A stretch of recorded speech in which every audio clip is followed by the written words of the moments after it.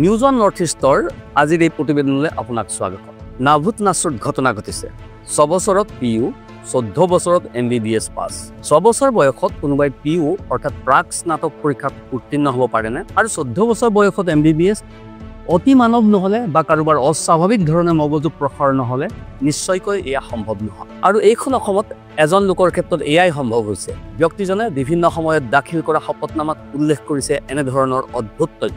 অসম লোকসেৱা আয়োগৰ বহু বিতৰ্কিত প্ৰাক্তন অধ্যক্ষ ডাক্তৰ তাৰা প্ৰসাদ দাসৰ ক্ষেত্ৰত এনে নাভুত নাচুক ঘটনা সংঘটিত হৈছে। বহু বিতৰ্কিত ব্যক্তি ডাক্তৰ দাসে নিশাটোৰ ভিতৰতে জাতিগত প্ৰমাণপত্ৰ জালিয়াতি কৰাৰ গুৰুতৰ অভিযোগ উত্থাপিত হৈছে। অনুসূচিত জাতি সংগ্ৰামী যুৱ পৰিষদৰ সভাপতি সঞ্জীৱ দাসে ফাদিল কৰিছে এই বিস্ফোৰক তথ্য।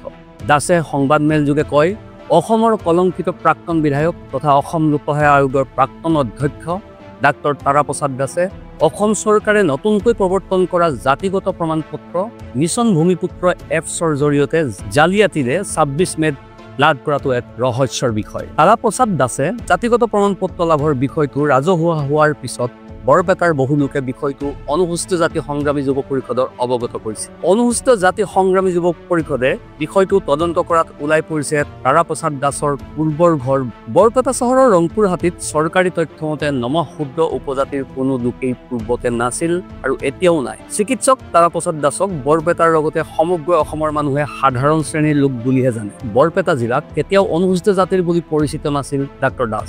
1979 চনৰ আগষ্ট মাহৰ 6 তাৰিখে সংৰক্ষণৰ সুবিধা গ্ৰহণ কৰি ডাক্তৰ তাৰা প্ৰসাদ দাসে জাতিগত প্ৰমাণপত্ৰ গ্ৰহণ কৰিছিল। কিন্তু 1972 চনত তেতিয়াৰ গুৱাহাটী বিশ্ববিদ্যালয়ৰ অধীনৰ গুৱাহাটী চিকিৎসা মহাবিদ্যালয়ৰ সাধাৰণ শ্ৰেণীৰ লোক হিচাপেহে MBBS ডিগ্ৰী লৈছিল ডাক্তৰ তাৰা প্ৰসাদ দাসে। ডাক্তৰ তাৰা প্ৰসাদ দাসে 2001, 2006 আৰু 2011 চনত সৰুক্ষেত্ৰী সমষ্টিৰ নিৰ্বাচনত প্ৰতিদ্বন্দ্বিতা কৰাৰ সময়ত মনোনয়নৰ সৈতে গাঁঠি দিয়া নথিপত্ৰত অনুসূচিত জাতিৰ লোক বুলি উল্লেখ কৰা নাছিল। 1972 চনত সাধাৰণ শ্ৰেণীৰ লোক হিচাপে MBBS পৰীক্ষাত উত্তীৰ্ণ তাৰা প্ৰসাদ দাস হঠাৎ ধূমকেতুৰ দৰে অনুসূচিত জাতিৰ লোক হৈ পৰিল। বৰপেটা সমষ্টিত প্ৰতিদ্বন্দ্বিতা কৰিবলৈ ৰাতিটোতে যোগাৰ কৰিলে ভুৱা জাতিগত প্ৰমাণপত্ৰ। অনুসূচিত জাতিৰ বাবে সংৰক্ষিত বৰপেটা সমষ্টিত প্ৰতিদ্বন্দ্বিতা কৰিবলৈ মাথো টকাৰ বলত দালালৰ জৰিয়তে জাতিগত প্ৰমাণপত্ৰ ৰাতিটোতে উলিয়াই লৈ এইজন তাৰা প্ৰসাদ দাসে। বৰপেটাৰ অতিৰিক্ত উপায়ুক্ত গীতাশ্ৰী ৰাচিতৰ ভাষ্যৰ পৰা জানিব পৰা মতে বৰপেটা জিলা অনুসূচিত জাতি পৰিষদৰ অনুমোদন মৰ্মে উপায়ুক্তৰ কাৰ্যালয়ে ডাক্তৰ তাৰা প্ৰসাদ দাসক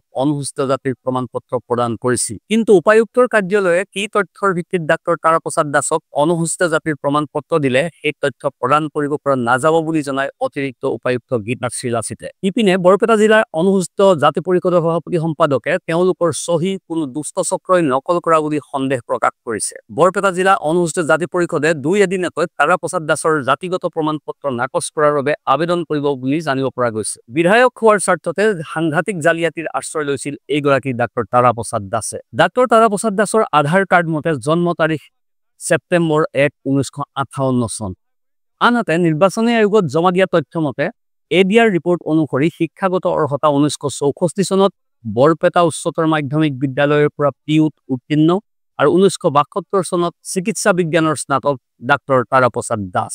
অৰ্থাৎ 6 বছৰ বয়সত পিইউ আৰু 14 বছৰ বয়সত MBBS ডিগ্ৰী গ্ৰহণ কৰা জালিয়াতিসমূহ ওলাই পৰাৰ পিছতে ৰাইজৰ মনত কেইটামান প্ৰশ্নৰ উদয় হৈছে। তাৰা প্ৰসাদ দাসৰ পূৰ্বপুৰুষসকল ক'ৰ বাসিন্দা আছিল? তেওঁলোকৰ পূৰ্বপুৰুষ অনুসূচিত জাতিৰ লোক আছিল নে? তেওঁৰ পূৰ্বপুৰুষ যে অনুসূচিত জাতিৰ লোক আছিল তাৰ প্ৰমাণ ৰাজহুৱা কৰিবলৈ ডাক্তৰ তাৰা প্ৰসাদ দাসৰ সৎ সাহস হ'বনে? এইখন অসমত ৰাতিটোৰ ভিতৰতে যেতিয়া ডাক্তৰ তাৰা প্ৰসাদ দাসৰ দৰে এজন লোকে অনুসূচিত জাতিৰ প্ৰমাণপত্ৰ উলিয়াব পাৰে, তাৰ মানে কাইলৈ বাংলাদেশী এজনেও একে পন্থাৰে প্ৰমাণপত্ৰ উলিয়াব পাৰিব। অসম লোকসেৱা আয়োগত বিয়াগুম কেলেংকাৰী সংঘটিত কৰা উৎখাত নায়ক বুলি সকলোৰে পৰিচিত ডাক্তৰ দাসৰ জাতিগত প্ৰমাণপত্ৰ মাননীয় উচ্চতম ন্যায়ালয়ৰ নিৰ্দেশনা অনুসৰি অসম চৰকাৰৰ দ্বাৰা গঠিত ৰাজ্যিক পৰ্যায়ৰ জাতিগত প্ৰমাণপত্ৰ পুনৰীক্ষণ সমিতিৰ দ্বাৰা তদন্ত কৰি আইনী ব্যৱস্থা গ্ৰহণ কৰি শীঘ্ৰে নাকচ কৰিবলৈ চৰকাৰক দাবী জনাইছে বিভিন্ন দল সংগঠনে। একেই পন্থা, একেই কাৰচাজি। এনেদৰে অসমৰ শ শ লোকে ৰাতিটোৰ ভিতৰতে উলিওৱা ভুৱা জাতিগত প্ৰমাণপত্ৰৰ জৰিয়তে